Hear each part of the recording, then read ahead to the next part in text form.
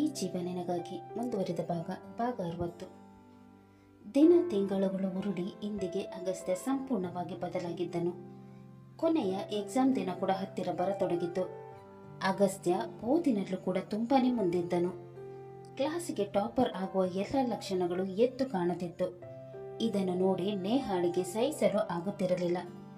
ಅವನು ಫೇಲ್ ಆಗಬೇಕು ಅಂತ ಅಂದುಕೊಂಡಿದ್ದ ಅವಳ ಯೋಜನೆಗಳೆಲ್ಲ ವಿಫಲವಾಗುವ ಹಂತದಲ್ಲಿತ್ತು. ಸನ್ನಿಗೆ ಹತ್ತಿರವಾಗಿ ಅವನನ್ನು ಉರಿಸಬೇಕೆಂದಿದ್ದ ಯೋಜನೆಗಳು ಕೂಡ ವಿಫಲವಾದಾಗ ಅವಳು ಕೋಪದಿಂದ ಬುಸುಗುಡುತ್ತಾ ಅಗಸ್ತ್ಯನನ್ನು ಹೇಗಾದರೂ ಮಾಡಿ ಸೋಲಿಸಬೇಕೆಂದು ಪಣ ತೊಟ್ಟಳು. ಒಂದು ದಿನ ಸನ್ನಿಯ ಜೊತೆ ಯೋಜನೆಯ ಬಗ್ಗೆ ಪ್ರಸ್ತಾಪಿಸತೊಡಗಿದಳು. ಸನ್ನಿ, ನಾವು ಅಂದುಕೊಂಡಿರೋ ಪ್ಲಾನ್ ಎಲ್ಲ ಫ್ಲಾಪ್ ಆಗ್ತಾ ಇದೆ. ಅವ್ನು ನಮ್ಮ ಎದುರು ರಾಜಾರೋಷವಾಗಿ ಓಡಾಡ್ತಾ ಇದ್ದಾನೆ. ಅದನ್ನ ನೋಡ್ಬಿಟ್ಟು ನನ್ನ ಕೈಯಲ್ಲಿ ಸಹಿಸ್ಕೊಳಕ್ ಆಗ್ತಾ ಇಲ್ಲ. ಅವನನ್ನು ನೋಡ್ಬಿಟ್ಟು ನಾವು ಸುಮ್ಮನೆ ಇರಬೇಕೆ ಹೊರತು ಏನು ಮಾಡೋಕ್ಕಾಗುತ್ತೆ ನೇಹ? ಅವನು ಏನಾದರೂ ಮಾಡಲೇಬೇಕು. ಸುಮ್ಮನೆ ಇರೋ ಜಾಯಮಾನದವಳೇ ಅಲ್ಲ ನಾನು. ಸೋಲು ಅನ್ನೋದು ಈ ನೇಹಳ ಹಿಸ್ಟ್ರಿಯಲ್ಲೇ ಇಲ್ಲ. ಇಷ್ಟರ ತನಕ ನಾವು ಮಾಡಿದ್ದ ಪ್ಲಾನ್ ಎಲ್ಲ ಫ್ಲಾಪ್ ಆಗಿರ್ಬೋದು, ಆದರೆ ಕೊನೆಯದಾಗಿ ನಾನೊಂದು ಪ್ಲಾನ್ ಮಾಡಿದ್ದೀನಿ. ಅದೇನಾದರೂ ವರ್ಕ್ ಆದರೆ ಅವನಿಗೆ ಎಕ್ಸಾಮ್ ಬರೆಯೋಕ್ಕೇನೆ ಆಗಲ್ಲ. ಎಕ್ಸಾಮ್ಗೆ 2 ದಿನ ಇದೆ ಅಲ್ವಾ? ಇಷ್ಟ ತನಕ ಆಗದೇ ಇರೋದು ಈ 2 ದಿನದಲ್ಲಿ ನಿನ್ನ ಕೈಲಿ ಏನು ಮಾಡೋಕ್ಕಾಗುತ್ತೆ ನೇಹ? ನನ್ನ ಕೈಲಿ ಏನು ಮಾಡೋಕ್ಕೆ ಆಗಲ್ಲ, ಅದನ್ನು ಮೊದಲು ಕೇಳಿ ನೀನು. ಸೋಲಿಲ್ಲದ ಸರ್ದಾರ್ನಿ ನೇಹ. ಈ ಸಲ ಸೋಲು ಅವನಿಗೆ ಕಟ್ಟಿಟ್ಟ ಬುತ್ತಿ. ಅವನು ಖಂಡಿತವಾಗಿ ಸೋಲೇ ಸೋಲ್ತಾನೆ. ಅದು ಹೇಗೆ ಅಂತ ಮೊದಲು ಹೇಳ್ಬಾರ್ದ ನೇಹ? ಎಕ್ಸಾಮ್ ಹಾಲಲ್ಲಿ ಅವನು ಕಾಪಿ ಮಾಡ್ತಾ ಇದ್ದಾನೆ ಅಂತ ನಾವು ಅವನನ್ನು ಶಿಕ್ಷೆ ಹಾಕಬೇಕು. ಅಷ್ಟೊಂದು ಸ್ಟ್ರಿಕ್ಟ್ ಇರುವಾಗ ಅವನನ್ನು ಹೇಗೆ ಶಿಕ್ಷೆ ಹಾಕೋಕ್ಕಾಗತ್ತೆ? ಆ ವಿಷಯ ನನಗೆ ಬಿಡು, ಅದನ್ನೆಲ್ಲ ನಾನು ಮಾಡ್ತೀನಿ. ನೀನು ನನ್ನ ಜೊತೆ ಇದ್ರೆ ಅಷ್ಟೇ ಸಾಕು ನನಗೆ. ನಾನು ನಿನ್ನ ಜೊತೆ ಯಾವಾಗಲೂ ಇರ್ತೀನಿ ನೇಹ. ಏನು ಮಾಡಬೇಕು ಅಂತ ನನಗೆ ಡೀಟೇಲ್ ಆಗಿ ಹೇಳು, ನಾನು ಅದನ್ನು ಮಾಡ್ತೀನಿ. ಏನು ಮಾಡಬೇಕಂತ ನಾನು ನಿನಗೆ ಎಕ್ಸಾಮ್ ದಿವಸ ಹೇಳ್ತೀನಿ. ಈಗ ಅವನು ಬರ್ಬೋದೇನೆ ನೆನೆಸ್ಕೊಂಡು ಖುಷಿ ಪಡು ಅಂತ ಹೇಳುತ್ತಾ ಇಬ್ಬರು ಅಗಸ್ತ್ಯನ ವಿರುದ್ಧ ಪ್ಲಾನ್ ಮಾಡುತ್ತಾ ತೊಡಗಿದರು. ಇವೆಲ್ಲದರ ಅರಿವು ಇಲ್ಲದ ಅಗಸ್ತ್ಯ ತನ್ನ ಪಾಡಿಗೆ ಓದುತ್ತಾ ಎಕ್ಸಾಮ್ಗೆ ಪ್ರಿಪೇರ್ ಆಗುತ್ತಿದ್ದನು.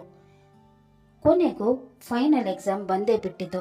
ಅಗಸ್ತ್ಯ, ಆದ್ಯ ಮತ್ತು ಗಗನ್ ಎಕ್ಸಾಮ್ಗೆ ಪ್ರಿಪೇರ್ ಆಗಿ ಫುಲ್ ಜೋಶಲ್ಲಿ ಇದ್ದರು. ಅಗಸ್ತ್ಯನನ್ನು ನೋಡಿದ್ದ ನೇಹ ಮನಸ್ಸಿನೊಳಗೆ ನಗತೊಡಗಿದಳು. ಬಿಕಾರಿ ನನ್ನ ಮಗನೇ, ನೀನು ಈ ಸಲ ಖಂಡಿತ ಪಾಸ್ ಆಗಲ್ಲ ಕಣೋ. ಪಾಸ್ ಆಗೋದೇನು, ಎಕ್ಸಾಮೇ ನಿನ್ನ ಕೈಲಿ ಬರೆಯೋಕ್ಕಾಗಲ್ಲ. ನೀನು ಎಕ್ಸಾಮ್ ಬರೆಯದ ಹಾಗೆ ನಾನೆಲ್ಲ ಪ್ಲ್ಯಾನ್ ಮಾಡಿದ್ದೀನಿ. ನಿನ್ನ ಮುಖದಲ್ಲಿರೋ ಈ ಖುಷಿ ಇನ್ನು ಸ್ವಲ್ಪ ಹೊತ್ತಲ್ಲಿ ಮಾಯ ಆಗಿಬಿಡುತ್ತೆ. ಅದನ್ನು ನೆನೆಸ್ಕೊಂಡ್ರೆ ನನಗೆ ಖುಷಿ ಆಗ್ತಾ ಇದೆ. ನನ್ನ ಎದುರು ರಾಜಾರೋಷವಾಗಿ ಓಡಾಡಿ ನನಗೇನೆ ಹೊಟ್ಟೆ ಉರಿಸಿದ್ದೆ ಅಲ್ವಾ? ಇನ್ನು ಸ್ವಲ್ಪ ಹೊತ್ತಲ್ಲಿ ನಿನ್ನ ಹೊಟ್ಟೆ ಹೇಗೆ ಉರಿಸ್ತೀನಿ ಅಂತ ನೋಡ್ತಾ ಇರು. ಈ ನೇಹಳನ್ನು ಎದುರು ಹಾಕ್ಕೊಂಡವ್ರು ಯಾವತ್ತೂ ಉದ್ಧಾರ ಆದವರೇ ಇಲ್ಲ. ಅದರಲ್ಲಿ ನೀನೊಬ್ಬ ಬಿಕಾರಿ, ನೀನು ಯಾವ ಲೆಕ್ಕ ಅಂತ ಮನಸ್ಸಿನಲ್ಲಿ ಅಂದುಕೊಳ್ಳುತ್ತಾ ನಗತೊಡಗಿದಳು. ಅವಳ ನಗು ಮುಖ ನೋಡಿದ ಸನ್ನಿ, ಏನು ಒಬ್ಳೆ ನಗ್ತಾ ಇದೆಯಾ ನೇಹ? ಅದೇನಂತ ಹೇಳಿದ್ರೆ ನಾನು ಕೂಡ ನಗ್ಬೋದಲ್ವಾ ಅಂತ ಹೇಳಿದಾಗ ನೇಹ ಅಗಸ್ತ್ಯನ ಕಡೆ ನೋಡಿ, ಅಲ್ಲಿ ನೋಡು, ಆ ಬಿಕಾರಿ ಎಷ್ಟು ಖುಷಿಯಾಗಿದ್ದಾನಲ್ವಾ? ನೋಡ್ತಾ ಇದ್ರೆ ಮತ್ತೆ ಮತ್ತೆ ನೋಡ್ಬೇಕಂತ ಅನಿಸ್ತಾ ಇದೆ. What are you talking? ಏನು ಮಾತಾಡ್ತಾ ಇದೆಯಾ ನೀನು? ಎಷ್ಟು ದಿನ ಅವನು ಖುಷಿಯಾಗಿರ್ತಾನೆ ನೋಡ್ಕೊಂಡು ಉರಿದು ಬೀಳ್ತಾ ಇದ್ದೆ. ಇವತ್ತೇನಾಯ್ತು? ಇವತ್ತು ಯಾಕೆ ಅವನನ್ನು ನೋಡಿ ಖುಷಿ ಪಡ್ತಾ ಇದೆಯಾ? ಖುಷಿ ಪಡುವುದಲ್ಲದೆ ಅವನನ್ನು ಮತ್ತೆ ಮತ್ತೆ ನೋಡ್ಬೇಕು ಅಂತ ಅನ್ನಿಸ್ತಾ ಇದೆ ಅಂತಲೂ ಹೇಳ್ತಾ ಇದೆಯಾ? ಮತ್ತೆ ನೀನು ಮನಸ್ಸು ಬದಲಾಯಿಸಿಲ್ಲ ತಾನೆ?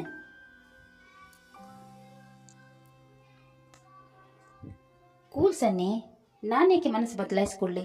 ಅದು ಆ ಪಿಕಾರಿಗೋಸ್ಕರ. ಮನಸ್ಸು ಬದಲಾಯಿಸ್ಕೊಂಡಿಲ್ಲ ಅಂದರೆ ಈ ರೀತಿ ಯಾಕೆ ಮಾತಾಡ್ತಾ ಇದೆಯಾ? ನೀನು ಕೂಡ ಅವನನ್ನು ಕೊನೆ ಸಾರಿ ನೋಡ್ಬಿಟ್ಟು ಖುಷಿ ಪಡು. ಯಾಕಂದರೆ ಈ ಕ್ಷಣನೇ ಅವನ ಖುಷಿಯ ಕೊನೆಯ ಕ್ಷಣ. ಆಮೇಲೆ ಅವನ ಖುಷಿಯೆಲ್ಲ ಹೊರಟು ಹೋಗುತ್ತೆ ಅಲ್ವಾ? ಅದಕ್ಕೆ ಹೇಳ್ತಾ ಇದ್ದೀನಿ. ಇನ್ನು ಸ್ವಲ್ಪ ಹೊತ್ತಲ್ಲೇ ಅವನ ಎಕ್ಸಾಮ್ ಹಾಲ್ನಿಂದಲೇ ಡಿಬಾರ್ ಆಗ್ತಾನೆ. ಅದನ್ನು ನೆನೆಸ್ಕೊಂಡ್ರೆ ಈಗಲೇ ಖುಷಿ ಆಗ್ತಾ ಇದೆ.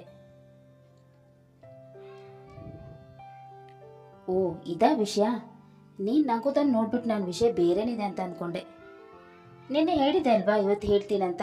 ಏನು ಮಾಡ್ಬೇಕಂತ ಹೇಳು ಅಂತ ಅವನು ಹೇಳಿದಾಗ ನೇಹ ಬ್ಯಾಗಿನಿಂದ ಕೆಲವೊಂದು ಚೀಟಿಯನ್ನು ತೆಗೆದು ಸನ್ನಿಯ ಕೈಗೆ ನೀಡಿ, ಇದನ್ನು ನಿನ್ನ ಹತ್ರ ಜೋಪಾನವಾಗಿಟ್ಕೋ. ಎಕ್ಸಾಮ್ ಸ್ಟಾರ್ಟ್ ಆದಮೇಲೆ ಇನ್ವಿಜಿಲೇಟರ್ ಬಂದಾಗ ಇದನ್ನು ಅಗಸ್ತ್ಯನ ಡೆಸ್ಕ್ ಹತ್ರ ಮತ್ತೆ ಅವನ ಕೆಳಗೆ ಇನ್ನೊಂದು ಚೀಟಿಯನ್ನು ಬಿಸಾಕಬೇಕು. ನಾನು ಕೂಡ ಅದನ್ನೇ ಮಾಡ್ತೀನಿ. ಇಷ್ಟೊಂದು ಚೀಟಿಗಳನ್ನು ಅವನ ಹತ್ರ ನೋಡಿದ ಇನ್ವಿಜಿಲೇಟರ್ ಖಂಡಿತವಾಗಿ ಅವನನ್ನು ಎಕ್ಸಾಮ್ ಹಾಲ್ನಿಂದ ಹೊರ ತಪ್ತಾರೆ.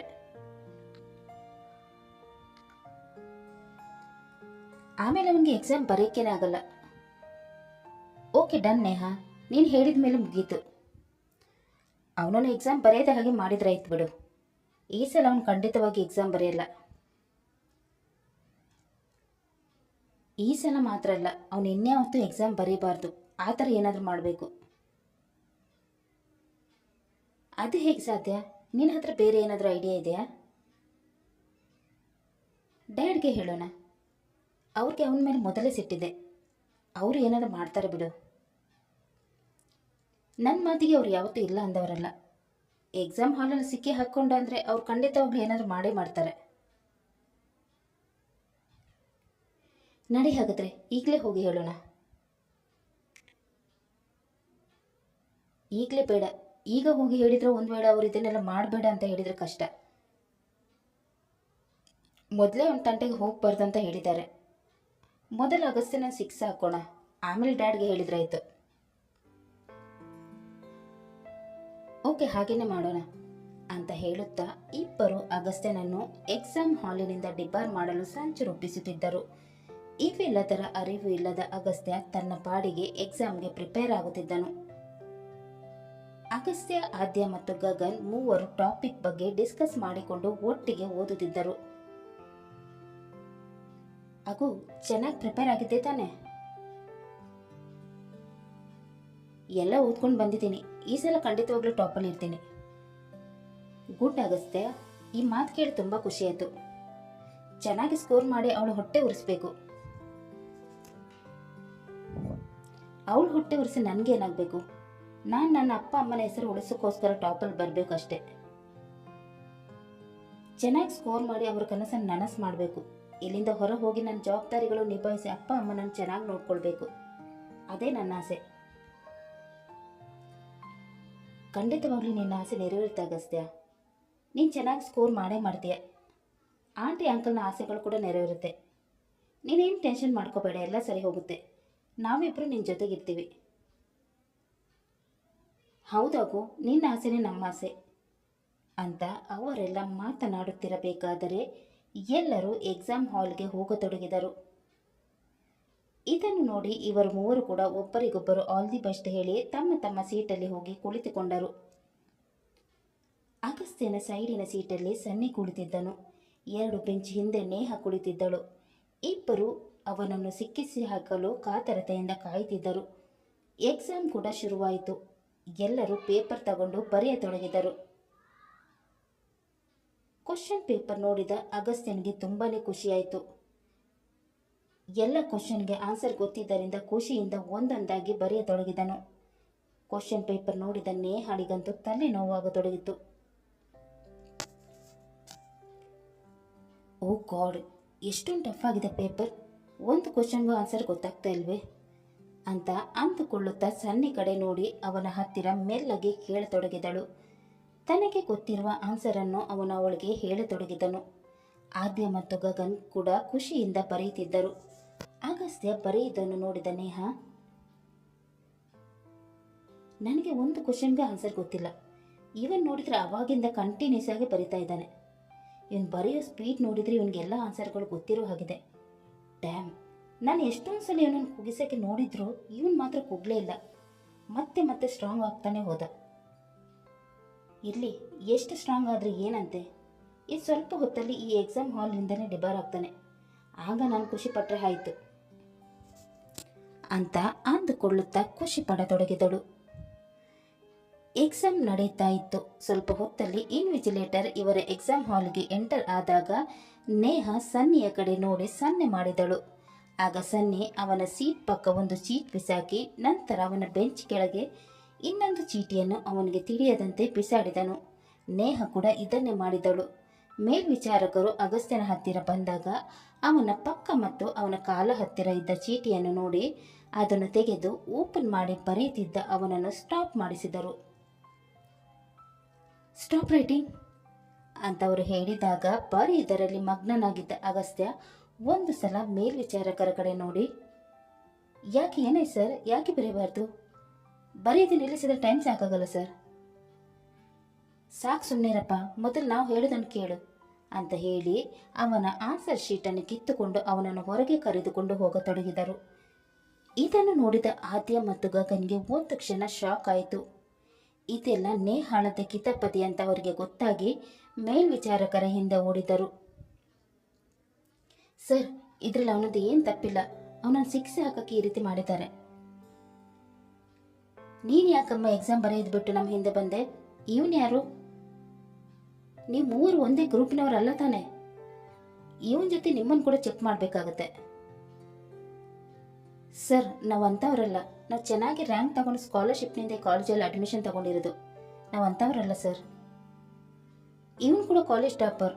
ನೀವು ಒಂದ್ಸಲ ಕ್ರಾಸ್ ಚೆಕ್ ಮಾಡಿ, ಅವು ನಿಮಗೇನು ಗೊತ್ತಾಗುತ್ತೆ ಅಂತ ಗಗನ್ ಹೇಳಿದಾಗ ಕೋಪ ಮಾಡಿಕೊಂಡ ಮೇಲ್ವಿಚಾರಕರು, ನಾನು ಏನು ಮಾಡಬೇಕಂತ ನಿನ್ನಿಂದ ಕಲಿಬೇಕಾ? ಅವು ಸ್ವಲ್ಪ ಡೌಟ್ ಇತ್ತು, ಆದರೆ ಈಗ ಫುಲ್ ಕ್ಲಿಯರ್ ಆಗ್ತಾ ಇದೆ. ನೀವು 3 ಜನ ಒಟ್ಟಿಗೆ ಸೇರ್ಕೊಂಡು ಕಾಪಿ ಮಾಡ್ತಾ ಇದ್ದೀರಾ. ನೀವಾಗೆ ಬಂದಿದ್ದು ಒಳ್ಳೇದಾಯ್ತು.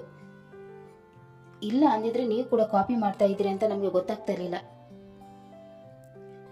ಮೂವರನ್ನು ಈಗಲೇ ಎಕ್ಸಾಮ್ ಹಾಲ್ನಿಂದ ಡಿಬಾರ್ ಮಾಡಬೇಕು ಅಂತ ಅವರು ಮತ್ತೊಬ್ಬ ಮೇಲ್ವಿಚಾರಕರ ಜೊತೆ ಮಾತನಾಡತೊಡಗಿದರು.